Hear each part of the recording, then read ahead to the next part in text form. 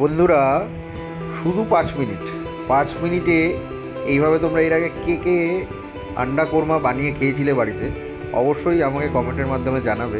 আর যদি খুব ভালো লেগে থাকে, এর পরে রেসিপিগুলো কী আসছে তোমরা তার জন্য অপেক্ষা করে থাকতে পারো। আর যদি ভালো লাগে আরও, তার একটা ছোট্ট সাবস্ক্রাইব, লাইক করে দিও, কমেন্ট করে অবশ্যই জানাবে। তোমাদের কমেন্টের উপরেই আমার নতুন নতুন রেসিপি বানিয়ে তোমাদেরকে দেখাতে খুব ভালো লাগে। তো চলো এবার রেসিপিটা করে দেখাই, তোমরা দেখতে থাকো।